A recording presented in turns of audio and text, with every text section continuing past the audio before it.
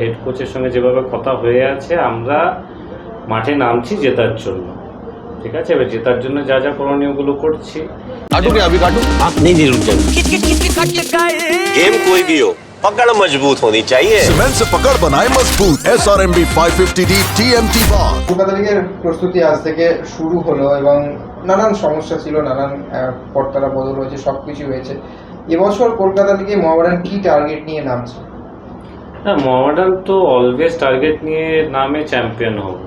এবারেও কলকাতার লিগে আমাদের যেভাবে পরিস্থিতি আমরা যেভাবে আরম্ভ করেছি, আমরা আমাদের ট্রেনিং প্লাস যেভাবে আমরা প্ল্যানিং করে রেখেছি, আমাদের হেড কোচের সঙ্গে যেভাবে কথা হয়ে আছে আমরা মাঠে নামছি জেতার জন্য, ঠিক আছে। এবার জেতার জন্য যা যা করণীয়গুলো করছি। তো কলকাতার লিগেরও তো এখনও কবে কি ফিক্সচার, কবে আমাদের খেলা হবে ওটা তো ঠিক হয়নি। তার মোটামুটি 10 দিন আগে আমরা প্র্যাকটিস আরম্ভ করেছি, যাতে প্লেয়াররাও একটু রিকভারি টাইম পায় আর একটা ভালোভাবে প্ল্যানিংও করতে পারে আমাদের যিনি হেড কোচ আর কোচিং স্টাফ। এবং একটা সমস্যা রয়েছে খেলোয়াড় নেওয়ার ক্ষেত্রে, সেই বিষয়ে আপনারা কি ভাবছেন? সমস্যা তো আছে, সমস্যার সমাধানও আমরা বার করার পরও কিন্তু আমাদের ওয়েট করতে হবে, এটাই হচ্ছে একটা সবথেকে বড় সমস্যা। আজকের দিনে যে ফিফা ব্যান হয়ে আছে, ফিফা ব্যানের টাকা পয়সাও আমরা শোধ দেওয়ার পরেও আমাদের সেই অগাস্ট উইন্ডোর জন্য ওয়েট করতে হচ্ছে। তারপর আমরা প্লেয়ারদের সঙ্গে অ্যাগ্রিমেন্টও করতে পারছি, অ্যাগ্রিমেন্টটা ইনভ্যালিড হয়ে যাবে যদি আমরা যেহেতু টাকা দিয়ে দিয়েছি, তারপরে কালকে গিয়ে তো সই করতে পারি না। যতক্ষণ না ব্যান উঠছে আর নতুন উইন্ডো আরম্ভ হচ্ছে, প্লেয়ার রেজিস্ট্রেশন করতে পারবো না। সেই জায়গায় আমরাও প্লেয়ারদেরকে বোঝাচ্ছি যে ভাই, তোমাকে একটা মেল করা হচ্ছে, মেলে সমস্ত টার্মস অ্যান্ড কন্ডিশন থাকবে, কে ফিফা ব্যান ওঠার পরে তোমাদের প্লেয়ার রেজিস্ট্রেশন হবে, তোমরা আসো, টিমের সঙ্গে থাকো, প্র্যাকটিস করো, তারপরে যখন তোমার রেজিস্ট্রেশন হবে নামবে মাঠে। আরেকটা যেটা জানার বিষয় আছে সেটা হচ্ছে, আমরা এই ISL এর যখন টিমটা প্র্যাকটিস করতো বা কলকাতা লিগের টিমটা প্র্যাকটিস করতো, একটা অভিযোগ উঠতো যে খেলোয়াড়দের যে বেতন, সেই বেতনের সমস্যা থাকতো।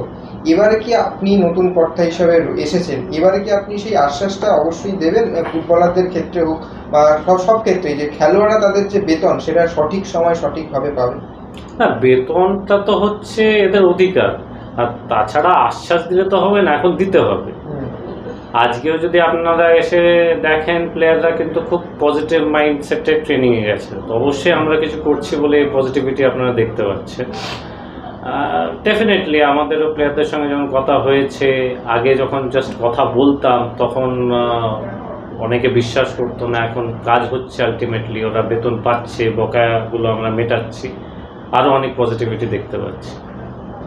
আজ আমরা দেখলাম 18 জন ফুটবলার দিয়ে প্রস্তুতি স্টার্ট হলো, আর কতজন ফুটবলার নেওয়ার পরিকল্পনা আছে কলকাতা লিগের জন্য? আমার তো টোটাল 27 জন নামবে, আর তার মধ্যে অনেক নতুনও প্লেয়ার আপনারা দেখতে পাবেন। প্লেয়ারদের নাম এখন ডিসক্লোজ করাটা এথিক্যাল হবে না, তবে হ্যাঁ আশা করছি এবারে ক্যালকাটা লিগে আমরা দুর্দান্ত পারফরমেন্স দেব।